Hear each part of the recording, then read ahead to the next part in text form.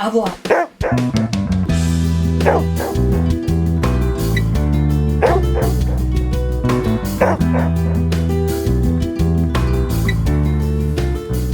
All right, welcome to another episode of FitPet Boston Talks. Today we are recording remotely outside of our little home studio. So we're using a little bit of primitive equipment, but I think it might work out just perfectly.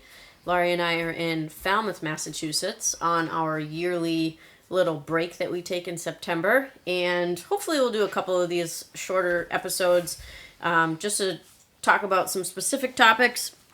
Today, we wanted to talk specifically about the loss of our little Rhonda. So we got a puppy back in the springtime, and unfortunately, we lost her, and it was a pretty horrible experience, I think, overall, just reminiscing and thinking about what we went through this spring up into the summertime. It was a tough thing to raise up a puppy and then have the puppy be a little bit ill and have to make some tough decisions. But it's been a month since we had to say goodbye to her, so we felt ready to just talk about our experience. So hopefully those of you that have dogs and have to make difficult decisions can relate to what we have gone through, and those of you that are going to have to make difficult decisions down the road, hopefully this will be helpful for you as well.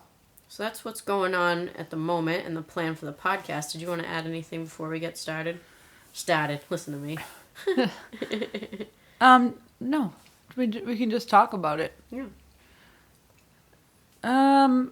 So it was odd. I was listening back to a podcast that we did about Rhonda a while ago, saying that, sometimes she had low drive, or we were finding it difficult for her to have food drive, work drive. And can we stop for a second, actually? I'm so sorry, Lori. I want to start over. Okay, we're back. Sorry about that. Continue on, Lori. I'll try to edit that out. I don't remember what I was saying. You were talking about listening to a podcast prior. I was listening where we were to talking about Rhonda. Yeah. Every time Rhonda had, maybe I'll just start from the beginning. The people closest to us already know that I had concerns about Rhonda since the very beginning. We both did, except I'm such a worrywart that I feel like I was constantly on her for every symptom I thought she had. As far as no appetite, well, Buddha didn't have an appetite when he was younger either, but he didn't have a serious medical condition that would warrant, what happened with Rhonda. So, the end is the end conclusion. I don't know if anyone wants to hear the journey of it all. Like I said, our closest people have. She came home, and what Rhonda had was not genetic. It was congenital. And I always say it was like the worst lottery to hit ever. She had a nice temperament through it all. Even when she was not well, she still had a beautiful temperament with puppies and whatnot. So I'd like to give her credit for that.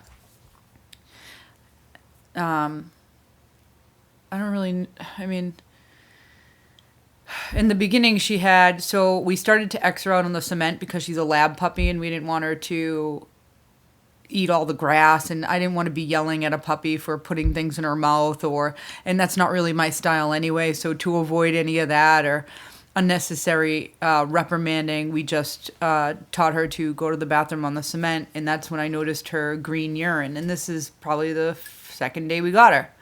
And I thought right away when I saw the green urine, I was like, oh my God, does this dog, first UTI, and then I thought, kidney issue.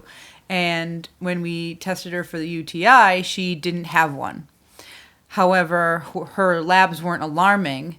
We went ahead and we put her on an antibiotic anyway. Well, and also our vet, who we really trust quite a bit, he said that sometimes dogs have green urine. Not green urine, but it wasn't green, it was cloudy. So there were according to him and what I remember, he was saying that there was a lot of protein in her urine. So there was something about the way that her kidneys were Processing it.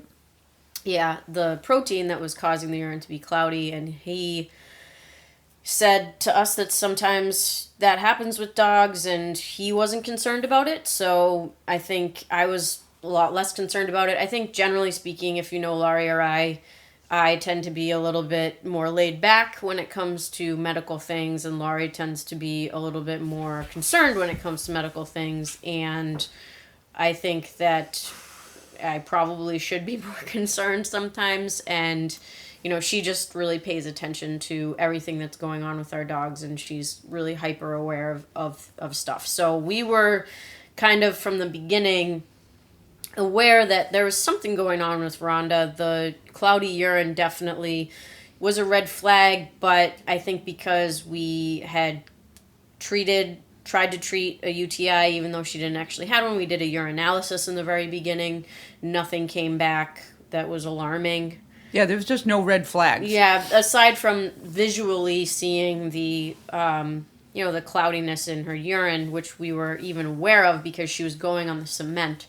But all that to say, when nobody would have noticed this except for us because we were Xing her on cement. So then what happened was Rhonda got a severe case of kennel cough. Like one of the worst cases. That didn't spread to anyone else. It was just Rhonda. And she was, the cough was bad, up all night. Again, we put her on antibiotics. So this is now the second round of antibiotics, and I'm already irritated because I didn't want to have all these antibiotics in the dog's system. And I even at one point was going behind Leah's back and piggybacking the antibiotics because we extended. So right after she had kennel cough, she got this huge abscess underneath her left cheek, a very good size. I would say a softball size. It looked like somebody gave her the biggest punch and she was just so swollen.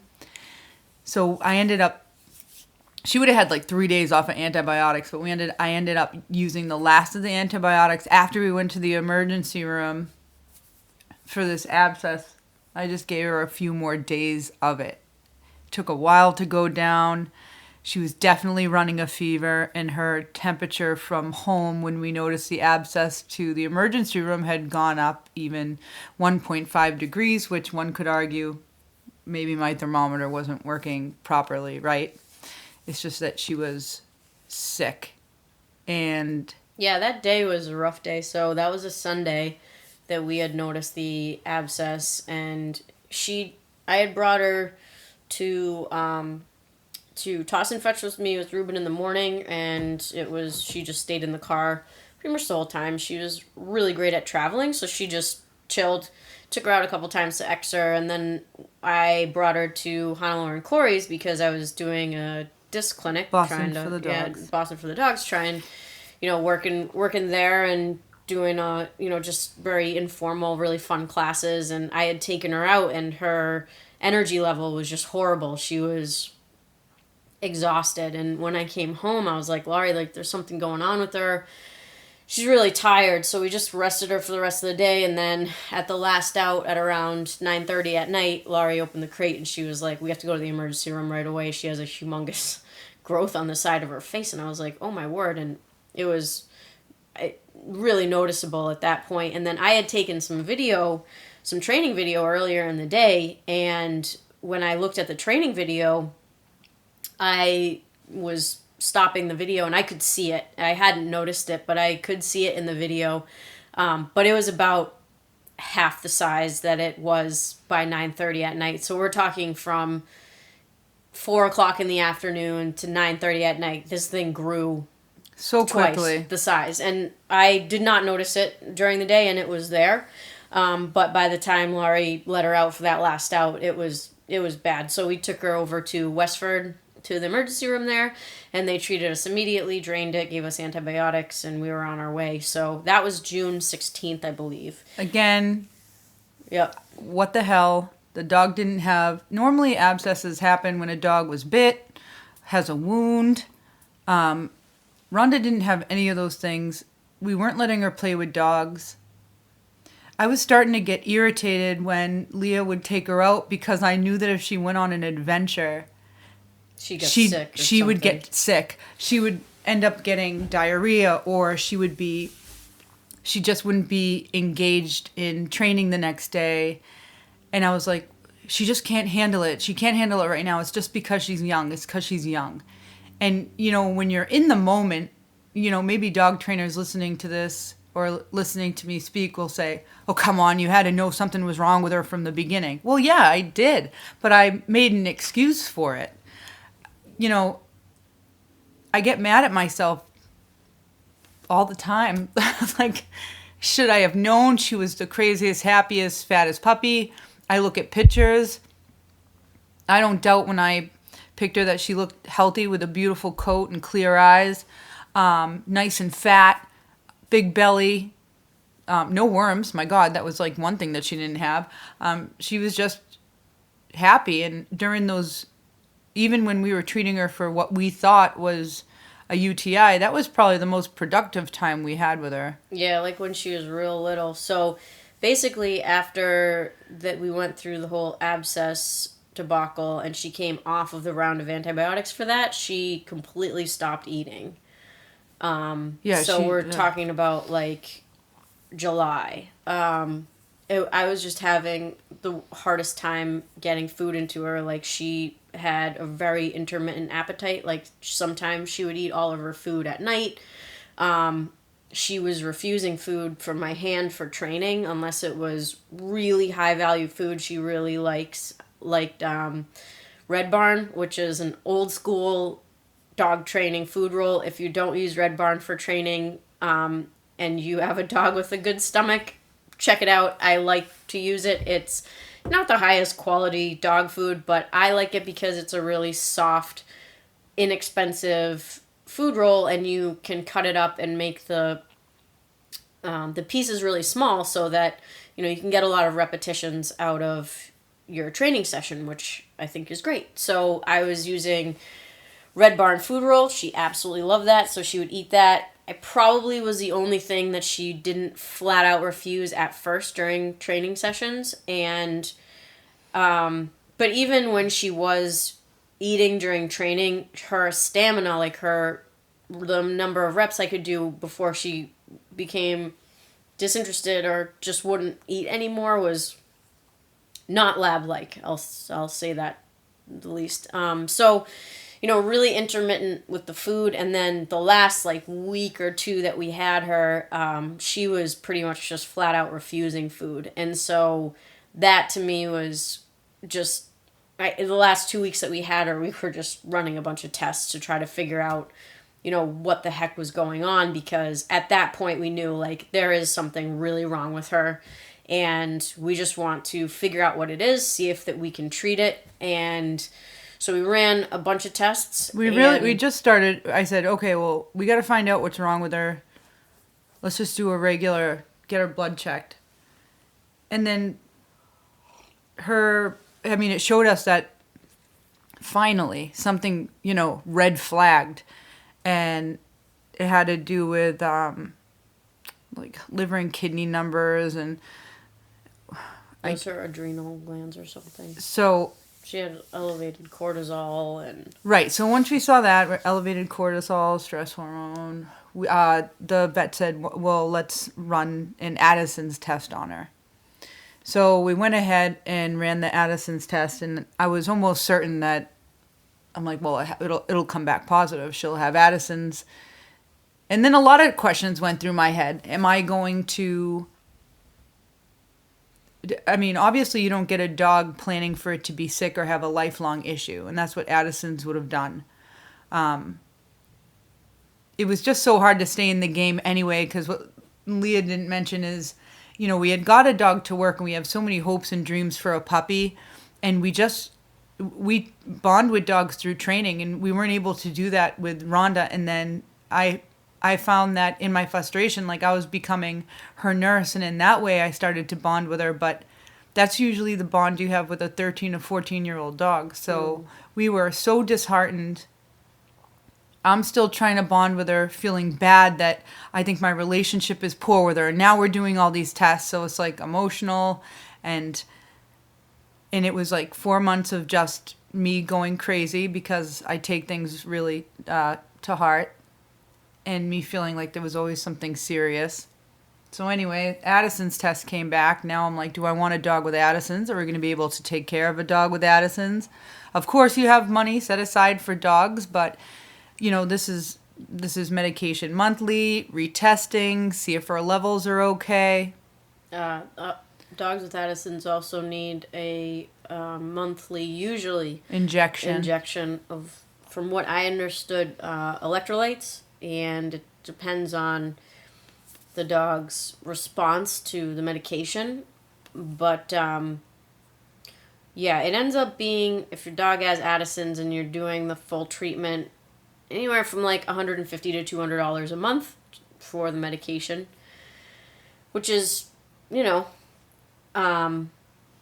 fine, but it's definitely a consideration when you are, because we were considering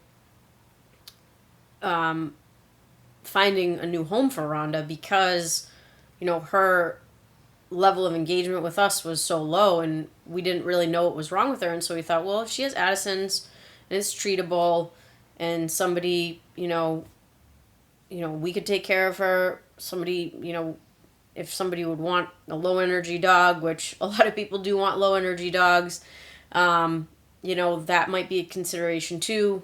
But then the Addison's test came back and she did not have Addison's. So that kind of, threw those plans and that assumptions that we had made out the window there. So once we got the Addison's test, I knew that she would be ours if we had decided to treat her medical condition, because it's too much of a commitment. It's a huge commitment to somebody, and so now I'm saying to myself, okay, Lori, it's okay. Okay, she has Addison's. We're gonna do this medicine. It will be fine. She's ours now.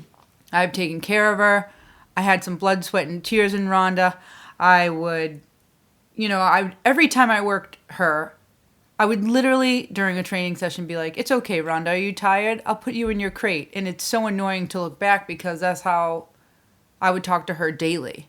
Not like, oh, baby, are you okay? Like a pet, like, very, like, coddling. I'm like, oh, you don't feel good, buddy? Come on, let's go to your crate. And then I try to take her out later, and she would refuse, like, the highest value treats. So now that she didn't have Addison's, and we both saw a puppy in front of us that was really just not well. And mind you, still clear eyes, beautiful coat. Nothing was displayed on the outside besides her being too thin for a puppy. Yeah. And the fact that she gained 1 pound in a month. 1 pound, guys. And I said, I just thought, my God, this is, I've been in the dog world for 18 years here, and clearly something's wrong with this dog. And I thought, my God, what are we going to do? Put down a 7-month-old puppy? And then I worried what people would think of us because, maybe guys don't feel that way. But I was like, what am I going to tell people? Or when I'm sitting at the table with my dog or sitting on the floor with this dog, and we've all been there when we say goodbye to our animals, and me feel okay about doing that. So anyway, the Addison's test comes back negative. And Lori said she wanted to do the test for the liver shunt because our vet had recommended doing the test for the liver shunt. And he wasn't, certain that was even something that Rhonda had because of her breed and also her... I think because of her breed, normally liver shunts appear in smaller dogs. And... but also it presents itself much earlier in a dog's life, like side effects from liver shunt. Yeah, if it's present a puppy, earlier. Present a little earlier. So anyway, we decided to go ahead and do the test, and that was very conclusive. That she definitely had a shunt, and so it made the decision to put her down a lot easier because, we took a little bit of time and just looked to see what the condition was, what type of treatment options were available if a dog did have a liver shunt.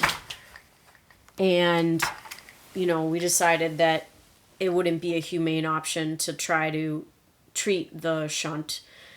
And, there are some Facebook groups that are for people who are going through treating their dog with a liver shunt. And, I mean, if you looked at those groups more than I did, Laurie, I just looked at them on your phone, but nothing seemed successful or humane as soon as going on in there.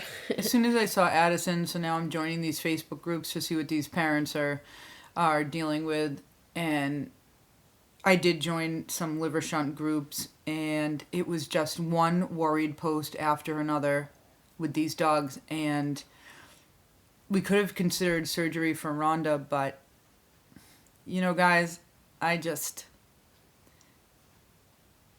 just really wasn't an option for me. And for me, it wasn't an option. She had already suffered so much and she was so sick. I was so grateful. I think grateful is more the word we should use than, like, it was easier to make the decision. We were grateful we had an answer because we weren't fucking crazy. And it wasn't us. And I remember Leah saying, well, maybe we aren't enough for Rhonda, because she had such joy when she was, like, walking with kids out in the farm with Leah. And she really was such a gentle girl. I know some of it could have been she was exhausted because she was sick, but you did see a happiness in Rhonda. So Leah's like, maybe we're not enough. I'm like, I've always been enough for a dog, never a person. I mean, come on. But for dogs, like, this is not where I fail with my own dogs. So I was heartbroken, and we're in Falmouth, and there's this black dog store, and I find myself, like, getting angry, because I get angry. That's easier for me sometimes. Or even if there's tears coming out of my eyes, it's just because I want to break something, but I don't do that anymore because I'm old. And when you make the decision, you think you're fine, but I get, like, a little angry. I get, like, a little pissed off. Yeah, I mean, it's really bad luck. I think that's the way that I was processing it for the past month or so, because, we said goodbye to her on the 6th, and I think today's the 8th of September, but we said goodbye on the 6th of August, so it's been, like, a good month, and I feel like with a dog having a shunt, so a liver shunt is when from my understanding, when the puppy is detaching from the mother in uterine, like, something goes wrong, and what happens is blood from the stomach goes up into the liver, then gets filtered, and then goes into the heart and goes back out into the bloodstream. And what happens with a shunt is exactly how it sounds. Some of that blood gets shunted away from the liver, and it goes back out into the bloodstream without being filtered, so it's toxic. And that was what was accounting for Rhonda's lack of appetite, because the food was literally poisoning her. Just because, and the antibiotics were masking all of the symptoms. Yeah, so and what our vet kind of said to us was, because we were so on top of all of her symptoms and illnesses, we were medicating her for the kennel cough, for the abscess, for ear infections, for all these other things that she had, probably because her immune system was so damaged from having the shunt. It was kind of this vicious circle of medication and treatment, and when she was being treated for something else, he made mention to us that it probably masked the symptoms of the shunt. So we weren't able to see them consistently enough until those last 2 weeks, until she was off of the antibiotics from having the abscess, and she just she just did not feel well. She wasn't eating or gaining weight and stuff. So that really was a huge red flag for us. And as far as the way that she acquired this, it literally was just bad luck. It was not a fault of, breeding or anything anything environmental. It is literally just bad luck. And in a way, again, like Laurie was saying, it's maddening, because you want to be able to provide the best home and the best care and have the best relationship with your dogs, and sometimes things happen that are out of our control, and it requires us to make difficult decisions. And I think that, both of us are very realistic when it comes to dogs and their care. I'll be the first person not to prolong a dog's very life serious if it's sickness. serious. Yeah, absolutely. I know that people would have tried. seen even Ripa and said, well, you should have kept her longer. Or they would have seen Rhonda and they would say you should have given her that $8,000 to $10,000 surgery. By the way, finding a vet that will do it was and scheduling the surgery in itself, with the state of veterinary clinics these days, she would have been dead before we would have had to control her with several medications before we could even get her to the surgery. And this is a dog who is already malnourished. How much health has she already lost because of this disease? So in that way, I'm very black and white about an animal's care. And, when people tell me that their dog was diagnosed with cancer, and it's not just a lump that can be removed, I am not one to give the dog chemotherapy. I'm not. I had chemo. At least I was able to express my feelings, but that dog can't tell me how he's feeling. So if anyone asks me, or any of my customers, they pretty much know what I'm going to say, and I'm just there to hold their hand. Because I lost 3 dogs in a very short amount of time, and Leah was with me when I lost Ripa. But I had lost Seamus, Bella, and Ripa within a short amount of time. And I just couldn't fucking believe I was doing it with a young puppy. And I really did need a reason, so thank God I had one. Because I knew no matter what that test said that I had to put Rhonda down, but I didn't know why. Yeah, and I think that's, I gotta be honest, I know this is a podcast, it's gonna be published, so it'll be out there in the ether forever, but, I didn't even really want to get the liver shunt test because I knew she was dying because she wouldn't eat and she wasn't gaining weight. And to me, it was just so dire. Like what we were going through was so painful because, you feed your dog 2 times a day, let's say. And when you have a lab puppy that's not eating food, it's just so indicative that that there's something wrong. And it's not like one meal. It's like that was going on for a long time. And we were trying to figure it out and testing and trying to figure it out and not getting any, results. And like all these thoughts go through your head. But like at the end of the day, like if you take your emotions out of it, you're like, this dog isn't eating and they're not gaining weight and they're losing weight as a dog that should be, gaining 5 to 10 pounds a month, and they're not. It's just, that there's just something, terribly wrong with the dog, and it's tough to, it's tough to make those decisions, but at the same time, like when that there's something terribly wrong, like what other decision is there to make? Yeah, because if the liver shunt test, no matter what it came back, we were going to put her down. Yeah. But I had said to Leah, and as a couple, and both of us are in the dog world, I think it might be different for somebody who the wife is in the dog world and the husband isn't, or vice versa. The person not in the dog world will tend to leave the decision to the one who's more experienced. The dog parent, more experienced, whatever. They're sort of along for the ride to support whatever dog comes in the house, but not to make the big decisions. But this was, Rhonda was both of our dogs, and I'll be damned if I don't have a say in a dog that comes in my house. I love them more than people ever, besides my mom, dad, and Leah. Yeah, besides your tribe. I love training my people, but like, your tribe, my dogs are my everything. I'm extremely possessive over them. So. Yeah, it was a tough month, like really tough month. I know we've been definitely lax on the podcast. Thank you for listening. If you are, we appreciate it. I started this project to connect people, and I think that it has achieved that goal. I wish that I had more time and more mental and physical energy to get around the state and meet with people and, try to tap into the knowledge that is around. There definitely is plenty of it. We see it regularly in our life, the people that we work with, etc. But, I know that goal hasn't really been achieved on the long run. In the short run, I think that it's done really well. But this month has been, specifically this month has just been tough for us. And, losing a dog is just brutal no matter what. But then losing a puppy is particularly tough, I think. And again, to echo what Laurie was saying earlier, I think for both of us, we're spent some time just being like angry and frustrated over it, and now I kind of have definitely come to peace with the situation, and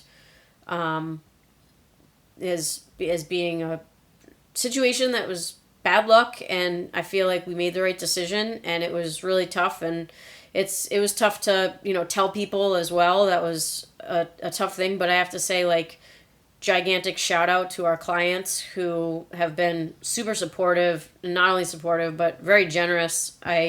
We teach a group class on Monday nights, and we have a pretty close knit group of people that come regularly, and they gave us this amazing gift. They actually bought a tree that cherry blossom tree. Yeah, cherry blossom tree that the local garden center in our town came and planted for us in our yard. It's a beautiful, healthy tree, and as a remembrance, which was really, really cool. We really appreciate that a lot. And all the cards and thoughts and texts. Everyone has been really so kind. Yeah, like thoughtful. That's been nice to be on the receiving end of. Definitely appreciate that. But definitely a weird situation too. I don't think I've never heard of a liver shunt before this whole thing. Yeah, I'll be honest, and I've faced so many medical things with dogs, and a liver shunt I have not. I was like, why didn't the mother refuse the puppy? Like, I had all these thoughts in my head. Like I said, we weren't going to do the liver shunt, and then that, here it is again, me and, Leah and I discussing what to do next, and we're both exhausted, and I said, you heard Leah, she said she was considering not doing the liver shunt test. I'm like, okay. But then I spoke to Heckerling, and he said, hey, Laurie, I'm not going to fight you on this, but I'd really feel better if we did the test. And I thought about it. I had already prepped her and fasted her for the test. And I said to Leah, I was like, I'm not disrespecting you and your choice. I have to do this for me. and we ran the test. And he called us the next morning and helped us on Saturday say goodbye. So, again, thank you to Middlesex County Animal Hospital and Dr. Heckerling for just being a really great vet. Yeah, and all of the staff, all of the people at the front desk, because they were always fielding my phone calls. For one test or the other, or when I can pick her up, or just sending questions to Dr. Heckerling about some medications I had questions about, and thanks to Westford Veterinary Emergency, because they helped us with the abscess, and like I said, getting vet help these days really is hard. Yeah, and they never turned us away, so. Yeah, our vet Laurie's been with them for a long time, and I think that's one of the great things about building relationships with any type of care provider you have, whether it's for your dogs or your kids or you have to pick a vet or your car wash or whatever. Like, there's just or even us, as trainers, like for our loyal clients, like we would do anything for them, and he came in his gym clothes on his day off to help us out because he knew that it was something that needed to be done sooner rather than later. I couldn't wait. I could not wait. It would have been a rough weekend and into the week, and then like she wouldn't be eating all weekend. Yeah, and that's one of the things he mentioned to us as well when we chatted with him about options for surgery. He said, you're looking at 8 weeks out, and I looked right at him and I'm like, I can't get any food into her. What are we going to do about that? Yeah, how are we going to keep her alive to even get to the damn surgery? And she's already malnourished. She's already lacking growth. Yeah, anyway. So I was very grateful for him. And I know this is like a super sad podcast, but I also feel like it's real life. And to me, there's no point in talking about rainbows and unicorns when stuff like this happens. And I think that sometimes on social media or when we talk to people that or hear from people that we don't know very well, that aren't part of our close group of people, aren't part of our little tribe, we tend to think that everything's always honky-dory and going wonderfully. And, things happen sometimes, and it's important to share, like, the good and the bad. I really do believe that, and I hope that this helps somebody out there who needs to make difficult decisions, and that other people just don't judge anyone who had to make a super difficult decision to put their dog down because of a health reason and not question why they didn't do this, or this, because somebody could argue that to me, and I'll give you my point of view. I already did. If you feel absolutely. Like you need to, so be respectful of other people, yeah, decisions. Like, I'll always tell the truth. So we'll just be, know that the owner of that dog made the right decision for their animal. Yeah. So. And on a happier note. Do you want me to make an inappropriate joke? Yeah, you got one? I made an inappropriate joke about Rhonda. I don't think I should make one. You did? What'd you say? I can't. Okay. I'm not gonna. On a happier note, we have a lot going on this fall in terms of working with our own dogs. Laurie's got a Schutzen seminar coming up October, Columbus Day weekend. It should be really fun. And we have a trial next week at the Cape. And I'm sure Laurie will be seeing some of you there. That's the Cape Cod Cluster. Is that what they call it? They call it the Cape Cod Cluster. Cape Cod Cluster. Cluster. If you're from around here, you probably know it well. And there's a dock diving event at the AKC event, which is really cool because it brings a whole different vibe to that trial, I think, just to have the dock diving there, which is great. And I think some of our clients might be going down. I think Juno's going down maybe for she that. Is. I'm just doing rally. But yep. We are working on our CDX. So we're working on our rock, so our rally championship, and we are working on CDX and our dumbbells, and just to toss some more in there, I'm going to that seminar. So me and Boo, he's laying on the floor fat, dumb, and happy right now. Yep. And Ruben is curled up as the gentleman that he is. Yep. Ruben and I have some Frisbee stuff going on. We've been working with a really, really great Frisbee professional. I'll introduce her on the podcast here. Her name. I've been working with Andrea Rigler. She's a world champion freestyle, I believe, competitor.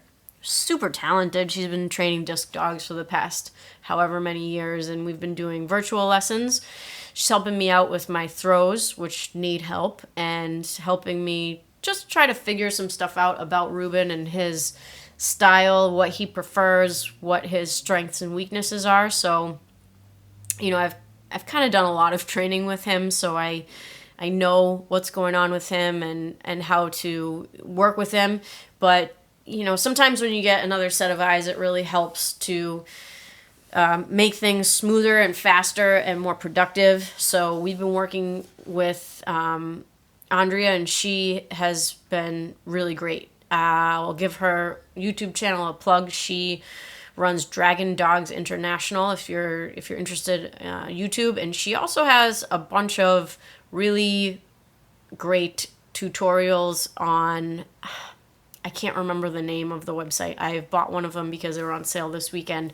But she does a decent amount of video tutorials and the like. So if you're into doing disc with your dogs, I would encourage you to look to somebody who does it, not professionally, but knows what they're doing to give you some tips. Because let me tell you, it is a whole other world out there working with the Frisbee. You won't see me throwing a Frisbee. Yeah, it's really challenging. Not successfully, anyway. So we have some stuff going on. We have, let's see, with the disc, there's an Updog event out in Greenfield that I've been going to for the past 4 events that they have. They have an event in May, and then May or June, and then another one in September. And Boston area Disc Dogs hosts those events. And this one sold out in an hour, the one coming up at the end of September and the beginning of October. So I'm on the wait list to get in there, but I'm pretty sure that I'll be able to compete, have that going on. There's another event in at the end of October that I'll be doing with Ruben. It's not an up dog event or anything like that, but there is a smaller club that hosts a yearly event in Rentham. So I'll be doing that with Ruben, and we just get out there and have fun. So he is, he's a great guy, and we have a great time working together on the field. And then Toss and Fetch starts up. September 25th is the first week of the fall season for Toss and Fetch. So if you're somewhere else away from Massachusetts or New England, you should check out Toss and Fetch if your dog likes to chase and catch a frisbee. There are clubs all over the place. It's a super affordable, great little dog sport. I've really enjoyed competing weekly, and I've met some amazing people. So we have some frisbee stuff coming up this fall. And just generally speaking, we keep a pretty busy schedule. My dog walking schedule is pretty full. And we have training inquiries coming on the regular. So by the time we're done with this little break, we're probably going to head right back into full work mode. But isn't it terrible? No, it's not terrible. It's terrible. Yeah, it's hard. Working with dogs, it's hard on you mentally and physically. It's a very rewarding profession, I have found, but if you don't take time to recharge the batteries every once in a while, it can be devastating because it's tiring. And as you know, the past couple months have been a blast. Yeah, so it's been a little challenging. So hopefully we'll do another one of these little podcast episodes while we are away. It's been a really relaxing time. Hopefully this audio sounds listenable. I think it will be. You're going to make it listenable. I'm going to make it delicious. Because we're supposed to do 20 minutes. What are we at? 41. Because we God. lie all the time. I know. All right. We'll do smaller ones. We're going to do a smaller one. We keep saying that. And we're going to do some deep dives. I still have Do it you on my have mind. questions? You should send us questions. Yeah, send us some questions. We should do a live. Why don't you guys just send us questions? What do you want to talk about? We really should do a live. At least for like half of it. But I just hate being on camera. Me too. So it's challenging. Well, I mean, for me, we can dim the lights. Well, that's pointless. Oh, I look better. Dim lighting. God, what am I going to do with you? Anyway, stay tuned for another episode of FitPet Boston Talks. It's going to come at you soon. Have a lovely week. Have a lovely rest of your day, wherever you are listening. And toodaloo. Till next time. Toodaloo.